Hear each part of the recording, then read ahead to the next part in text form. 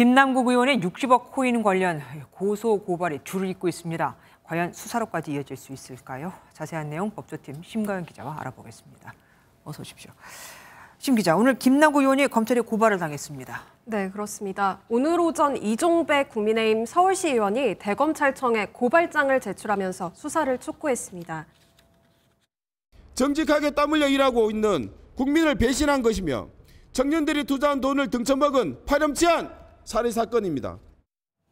지난주부터 관련자 수사를 이렇게 촉구하는 움직임이 점점 거세지고 있는데요. 네. 지난 9일 서민민생대책위원회가 처음으로 김남국 의원을 금융실명법 위반 등의 혐의로 경찰에 고발했습니다. 이후 11일에는 가상화폐 위믹스 투자자 22명이 위믹스의 발행사인 위메이드의 장현국 대표를 사기 등의 혐의로 고소했습니다. 이제 남은 건 검찰 수사뿐이다라는 말도 사실 나오곤 있습니다. 검찰 내부 분위기는 어떻습니까? 앞서 보도된 대로 검찰은 김 의원의 계좌 추적을 위한 영장을 2번 청구했지만 모두 기각된 바 있습니다. 검찰 관계자는 이렇게 영장이 기각된 뒤에 수사가 막혀 있는 상황이라고 설명했습니다. 또 다른 관계자는 최근에 언론 보도들을 참고할 때 상당 부분이 사실에 근거했다고 보고 유심히 모니터링 중이라고 전했는데요. 코인의 전문성을 가진 수사관 등이 자체적인 분석도 진행하면서 혐의 전반을 살펴보고 있다고 덧붙였습니다. 그럼 곧 또다시 영장을 청구한다고 봐도 될까요? 아무래도 지난해 2번이나 영장 청구가 기각된 선례가 있는 만큼 검찰은 일단은 상황을 지켜보고 있는 상황입니다. 이번에도 법원의 영장이 기각된다면 기각만 벌써 3번째, 그렇죠. 향후 수사에 차질이 불가피하기 때문인데요.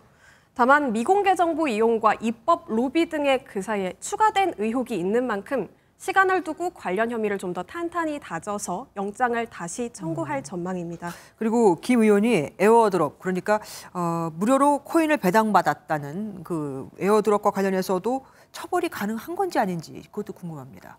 쟁점은 크게 2가지라고 볼 수 있는데요. 무상으로 코인을 지급한 기업에서 이 김남국이라는 투자자가 의원 신분임을 인지했는지 그리고 대가성이 있었는지 여부입니다. 일단 의원 신분임을 알고 특별히 제공한 것이라는 점이 소명이 된다면 여기에 대가성이 없더라도 불법 정치자금으로 처벌받을 수 있고 여기에 대가성이 있다면 뇌물죄 적용도 가능합니다. 네. 김 의원의 주장대로 기업 측에서 국회의원 신분임을 모른 채 지급했다면 문제가 되지 않을 수 있습니다. 결국 김 의원이 보유한 그 많은 코인의 출처와 지급 경위가 수사의 핵심이 될 것으로 보입니다. 김 의원의 거래 내역을 살펴보면은 그러니까 상장 직전에 일명 잡코인들을 귀신같이 매수한 게 쭉 나옵니다. 그러면은 사전 정보를 입수한 거라면 이거는 처벌이 가능합니까?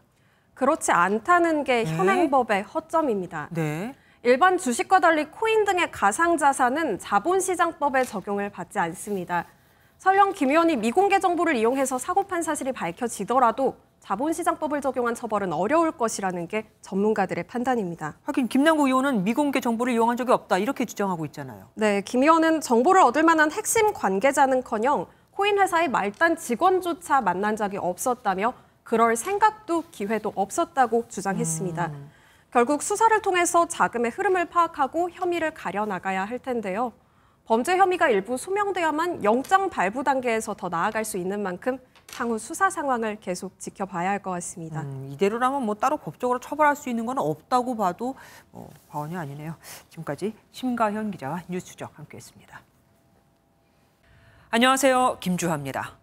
공정하고 신속한 MBN 뉴스 유튜브를 통해서도 만나보실 수 있습니다. 특히 더 많은 뉴스와 라이브를 보고 싶으시다면 오른쪽을 눌러서 구독하시면 됩니다. 어렵지 않죠? 빠르고 정확한 뉴스로 계속 찾아뵙겠습니다. MBN 뉴스를 시청해 주신 여러분 고맙습니다.